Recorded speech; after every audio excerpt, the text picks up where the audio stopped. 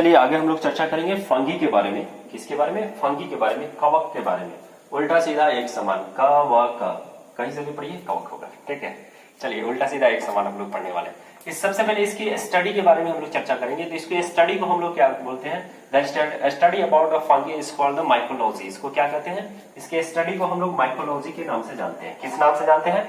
Mycology. Mycology study, study mycology,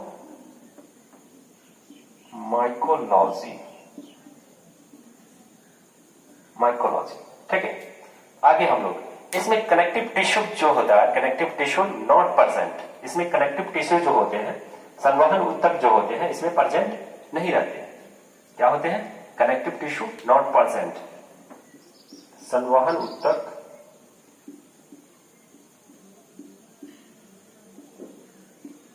नहीं पाए जाते हैं। इसमें कनेक्टिव टिश्यू जो होते हैं वो नहीं पाए जाते हैं। अब देखिए, अब कवक जो होता है, फंगी जो होता है, फंगस जो होता है, उसमें क्या होता है? जड़, तना, पत्ता नहीं पाया जाता है। इसमें क्या क्या नहीं पाया जाता है? ना ही इसमें स्टेम पाया जाता है, ना ही रूट पाया जाता है, ना ही इसमें क्या पाया जाता है? आपको लीव्स पाया जाता है, ठीक है। तो यहां पे लिख सकते हैं no leaves, no root, root stem, stem, no leaves, no leaves. न ही जड़ पाया जाता है, न ही धड़ पाया जाता है, और न ही पत्तियां पाया जाता है। इसमें तीनों जो है एब्सेंट होते हैं। No present, not present, root, stem and leaves, ठीक है। ये तीनों चीज जो होते हैं इसमें प्रेजेंट नहीं होते हैं। ये तीनों चीज क्या होते हैं? इसमें प्रेजेंट नहीं होते। सबसे पहले फंगी की स्टडी को क्या कहा जाता है? माइकोलॉजी कहा जाता है। The study about the fungi is called mycology. इसमें कनेक्टिव टिश्यू जो होते हैं not present in connective tissue. दूसरा जो होता है no present root, stem and leaves. इसमें तीनों चीज जो होते हैं क्या होते हैं? एब्सेंट होते हैं फंगी यानी कवक में, ठीक है। आगे हम लोग चर्चा रखते हैं, तब तक आप इसको देखिए।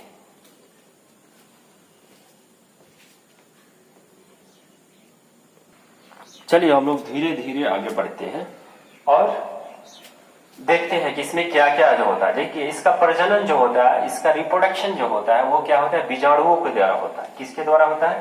बीजाणु के द्वारा। किसके द्वारा? बीजाणु के द्वारा, ये स्पोर्स के द्वारा। किसके द्वारा? रिप्रोडक्शन यानी प्रजनन। इसका प्रजनन जो होता है वो किसके द्वारा होता है? स्पोर्स के द्वारा, स्पोर के द्वारा होता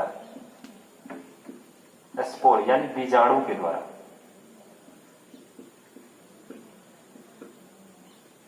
इसका प्रजनन जो होता है किसके द्वारा होता है? बीजाणुओं के द्वारा होता है। इसमें भोजन ग्लाइकोजन के रूप में पाया जाता है। इसमें जो भोजन जो होता है, भोजन ग्लाइकोजन, ग्लाइकोजन के रूप में पाया जाता है। किस रूप में पाया जाता है? ग्लाइकोजन के फॉर्म में। और इसकी कोशिका भित्ति जो होता है काइटिन की बनी होती है। इसकी कोशिका भित्ति जो होती है काइटिन, कोशिका भित्ति, कोशिका भित्ति, कोशिका भित्ति काइटिन किसकी बनी होती है? काइटिन की बनी होती है। किसकी बनी होती है? काइटिन, काइटिन की बनी होती है, ठीक है। आगे देखिए, पौधों में कवक द्वारा विभिन्न प्रकार के रोग पाए जाते हैं जो बहुत ही इंपॉर्टेंट है। एग्जाम में बराबर पूछता है, एग्जाम में बराबर पूछता है कि रस्ट, सफेद रस्ट जो होता है वो कौन से पौधों में, पौधे का बीमारी है, या ये बीमारी जो होता है किसके द्वारा होता है? तो ये बीमारी जो होता है किसके द्वारा होता है? फंगी के द्वारा यानी फंगस के द्वारा होता है, यानी कवक के द्वारा होता है। तो सरसों में क्या होता है? सफेद रस्ट जो होता है वो कवक के द्वारा होता है, और ये सफेद रस्ट जो होता है ये सरसों का बीमारी है, ठीक है। गेहूं का ढीला अस्मट, गेहूं का ढीला अस्मट जो होता है वो किसके द्वारा होता है? कवक के द्वारा होता है। या गेहूं में किट्टू रोग पूछता है एग्जाम में कि किट्टू रोग जो है वो कौन से पौधों में होता है? तो किट्टू रोग जो होता है वो गेहूं के पौधे में होता है। आप लिखते चले जाएं, ठीक है। अब मेरा वीडियो देख रहे हो तो आप क्या करें? कॉपी पेन लेके जरूर बैठे, ठीक है। गेहूं में क्या होता है? किट्टू रोग, गेहूं में किट्टू रोग, किट्टू रोग, गेहूं में किट्टू रोग। उसके बाद आलू में अंगमारी, अंगमारी जो है एक बीमारी है,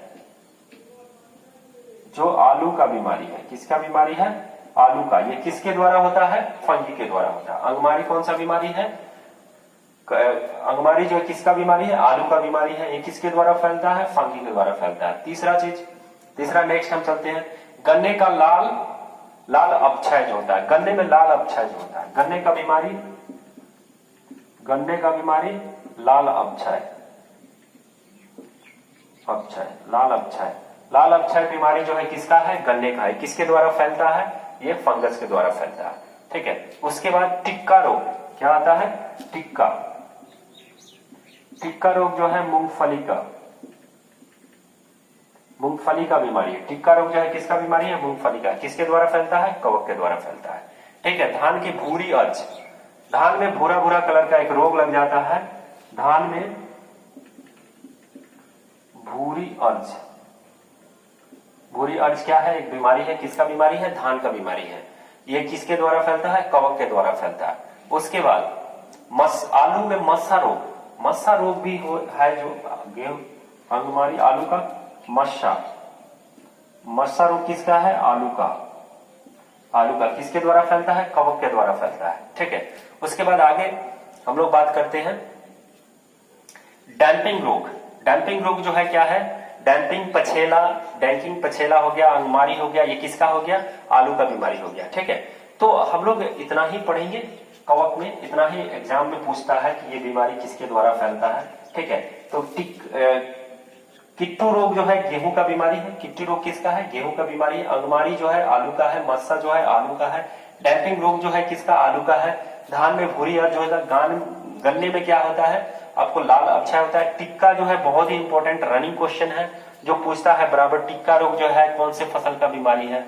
धान दे देता है, मक्का दे देता है। ठीक है। उसके बाद मूंगफली दे देता है, और उसमें उसके नीचे क्या दे देता है? आपको गेहूं दे देता है। तो टिक्का रोग जो है मूंगफली की बीमारी है, और ये किसके द्वारा फैलता है? कवक के द्वारा फैलता है।